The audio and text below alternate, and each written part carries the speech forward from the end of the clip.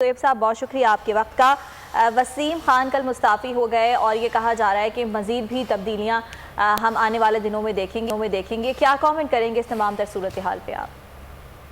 देखिए, पहली बात तो ये है कि जो नया लीडर आता है, अब देखिए चेयरमैन की वो पावर पहले थी, लेकिन ज़ाहिर बात है रमीज़ राजा साहब जो हैं उन्होंने आते ही ये कहा है कि मैं वो उस तरह का क्या चेयरमैन नहीं होऊंगा जिससे बैठ के चीज़ें देखेगा। I will take the authority. That means वो अब एक लीडर इमर्ज हुए और हर लीडर को ये हक होता है कि वो अपनी टीम बनाए और वो अंदर की पिछले 1-1.5 साल की जो परफॉर्मेंस है उसको देख के ये देखिए कि कौन सा एग्जीक्यूटिव मेरे साथ चल सकता है, कौन सा नहीं चल सकता। तो पहली बात तो ये है कि दैट इज हिज प्रेरोगेटिव। अब वो उस बात में कितना इमोशंस है और कितना रैशनल एनालिसिस है, ये तो बोर्ड ऑफ गवर्नर्स जानता है, रमीज जानता है, वसीम साहब जानते हैं। तो ये कहना कि इज इट कि Ramiz just wants to take power और वसीम खान को बाहर निकालना चाह रहा है, एक ये स्कूल ऑफ थॉट है। दूसरा स्कूल ऑफ थॉट ये है कि रमीज ने आके जब एनालाइज किया है और जैसे अभी आपने अपनी रिपोर्ट में जिक्र किया कि फ्रेंचाइजेस 4 साल से चीख रहे हैं कि भाई हमें वो प्रॉफिट नहीं मिल रहा। मैंने एक जगह ये लिखा भी था कि पाकिस्तान क्रिकेट बोर्ड के पास 5-6 अरब रुपए पड़े हुए हैं। अगर ये पहले 2-3 साल फ्रेंचाइजेस को दे दें और अपना हिस्सा कम करें तो शायद फ्रेंचाइज होगी। और जाहिर बात है फ्रेंचाइज ओनर्स काफ़ी कंप्लेन करते रहे पिछले 2-3 साल में। ये भी सुना है कि रवैया पाकिस्तान क्रिकेट बोर्ड का, चाहे वो उसके पीछे एहसान मानी थे या वसीम थे, वो ज़रा सा सख्त रहा है। तो maybe that's what's happening, so let's take it as it goes. अच्छा शोएब साहब, जैसा कि आप कह रहे थे कि हर लीडर को अपनी टीम बनाने का हक हासिल होता है, रमीज राजा को भी हक हासिल है, लेकिन जो पुराने लोग थे जो काम करके जा चुके उनका एहतसाब भी तो होना चाहिए। देखिए, एहतसाब तो मेरे ख्याल में एक ऐसा लफ्ज़ है जो कि इस्तेमाल किया जाता है, होता नहीं है। देखिए, जो पिछले पाकिस्तान क्रिकेट बोर्ड के लोग आए, अगर मैं खाली पिछले 20 साल की ले लूँ, मैं तो इनको 1978 से पाकिस्तान क्रिकेट बोर्ड के साथ मेरा ताल्लुक रहा है, आना जाना रहा है उनके ऑफिस में। ये हर चेयरमैन, हर सीईओ, हर डिपार्टमेंट हेड ने ऐसे ऐसे डिसीजंस लिए हैं कि जिसके ऊपर अगर अकाउंटेबिलिटी शुरू हो जाए तो मेरे ख्याल में वो घर नहीं जा सकेंगे। तो ये कहना कि जो आपने एक प्रोफेशनल चीफ एग्जीक्यूटिव को बुलाया और जो दूसरे लोग हैं उनका एहतसाब हो, देखिए सब के ताने माने जाके किसी न किसी इन्फ्लुएंशियल पर्सन से मिलते हैं और जहां आप एक चीज खोलेंगे वहां पे वो कहेंगे अच्छा फिर इसका भी दरवाजा खोलो, उसका भी खोलो, उसका भी रिकॉर्ड निकालो, जिसमें बहुत से चहीते भी आ जाएंगे। तो पाकिस्तान में अनफॉर्चुनेटली चाहे वो पॉलिटिक्स हो चाहे वो क्रिकेट हो, ये एहतसाब होना बड़ा मुश्किल होता है।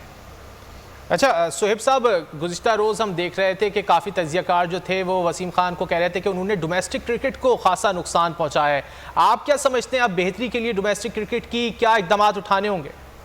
पहली बात तो ये मेरा नहीं ख्याल, आई डोंट एग्री कि उन्होंने नुकसान पहुंचाया। देखिए, जिस वक्त वो आए वो एहसान मानी, हारून रशीद साहब जो उस वक्त डायरेक्टर डोमेस्टिक थे, ये सब एक प्रपोजल लेके गए इमरान खान के पास कि खुदा के वास्ते डोमेस्टिक डिपार्टमेंटल क्रिकेट ना बंद करें, आधा सीजन रीजन्स खेलेगा, आधा सीजन डिपार्टमेंट खेलेगा। इमरान खान सेड नो, 6 टीमें होंगी और बस। तो वसीम खान ने तो वो इम्प्लीमेंट किया। मैं समझता हूँ कि उससे वसीम खान को अपना सूटकेस उठा के वापस चले जाना चाहिए था, क्योंकि अगर एक प्रोफेशनल आदमी आया है और उसको डिक्टेट्स ले रहा है तो उसका फायदा किया, फिर आप एक ब्यूरोक्रेट को ही रख लें। बहरहाल ही कंटिन्यू। दूसरी बात ये है कि उसने बाकायदा पैसे बढ़ाए, रमीज ने आके लाख लाख रुपए बढ़ाए, लेकिन वसीम खान ने आते ही बढ़ा दिए थे। उसके बाद इनको होटल फैसिलिटीज दी, इनको प्रॉपर डाइट दिया गया, हर फर्स्ट क्लास टीम के साथ manager, 2 coaches, bowling coach, fitness coach सब रखा। तो मेरा नहीं ख्याल, और जहां रह गया विकेटों का, तो देखिए वो तो पाकिस्तान में ग्राउंड्समैन में अच्छी विकेटें भी बनती हैं, खराब विकेटें भी बनती हैं। मेरा नहीं ख्याल कि उन्होंने कोई ऐसा डोमेस्टिक क्रिकेट को नुकसान पहुंचाया है, बल्कि बेहतरी की है। ठीक है शोएब साहब, ये भी बताइएगा कि हमने रमीज़ राजा के आने के बाद जो तब्दीलियाँ देखी हैं और अगर खिलाड़ियों के कॉन्ट्रैक्ट्स के हवाले से बात की जाए, उनकी पर्क्स के हवाले से बात की जाए, उनमें भी इजाफा किया गया है, तो आप क्या समझते हैं ओवरऑल अगर हम पीसीबी के स्ट्रक्चर को देखें तो उसमें आप क्या समझते हैं आने वाले दिनों में क्या बेहतरी आएगी पाकिस्तान क्रिकेट के लिए? ये देखें, आपको 6 महीने बाद पता चलेगा। देखें, अभी जैसे रमीज ने आते ही लाख लाख रुपए सबके बढ़ा दिए डोमेस्टिक प्लेयर्स, वेरी गुड, ठीक है। अब वो ये कहते हैं कि जी जो फर्स्ट क्लास टीमें हैं उसके जो कोचेस हैं, जो कि वसीम खान की जिम्मेदारी नहीं थी, ना एहसान मानी की थी, वो कोचेस जो हैं जो पहले से तैयार बैठे थे, उनको जब मौका दिया कोच करने का तो रमीज कहता है उनको बल्ला पकड़ना, उनको तो बॉलिंग करानी नहीं आती, ढूंढेगा कोचेस ढूंढने, मगर कहां से ढूंढेगा? यही लोग तो हैं। तो बात यह है कि क्या वो फर्स्ट क्लास क्रिकेट को इम्प्रूव करा सकेगा रमीज, जो अभी क्रिटिसाइज कर रहा है कि हमारी पिचेस खराब हैं, हमारे ग्राउंड्स सही नहीं है, हमारे कोचेस सही नहीं है? कहाँ से आएंगे? यहीं से तो निकलेंगे ना, दोबारा वही ग्राउंड्समैन होंगे, वही सब कुछ होगा। तो ये हमें पता चलेगा डोमेस्टिक क्रिकेट 6 महीने बाद कि कहाँ पहुंचा है, और वो इम्प्रूवमेंट जो रमीज चाह रहा था वो उसके लिए पॉसिबल भी हैं। रह गया अदर डिपार्टमेंट्स, अगेन देखें, कुछ लोग हैं जिसको रमीज राजा टच भी नहीं कर सकते, alright, they have been there for 25 years, 20 years. कुछ लोग हैं जो कि लास्ट 3 इयर्स में लाए गए थे कॉर्पोरेट सेक्टर से, रमीज कहेगा थैंक यू वेरी मच। अच्छा, अपना सिलेक्शन पैनल वो ला सकता है, अपनी सिलेक्शन फिलॉसफी चेंज कर सकता है, बहुत चीज़ें सही होंगी। Ramiz is a very sincere person to Pakistan cricket, और वो अब बहुत पैशनेट है अबाउट पाकिस्तान डूइंग वेल, और बड़ा क्लीन क्रिकेटर रहा है, हाई इंटेग्रिटी का क्रिकेटर रहा है। जिस पर 90s में गड़बड़े हो रही थी टीम में, spot fixing, match fixing, Ramiz always remained clean and distant.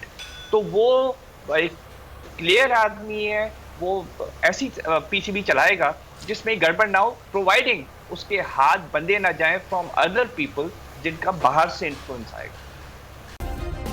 Subscribe करें और बेल दबाएं ताकि कोई खबर रह न जाए।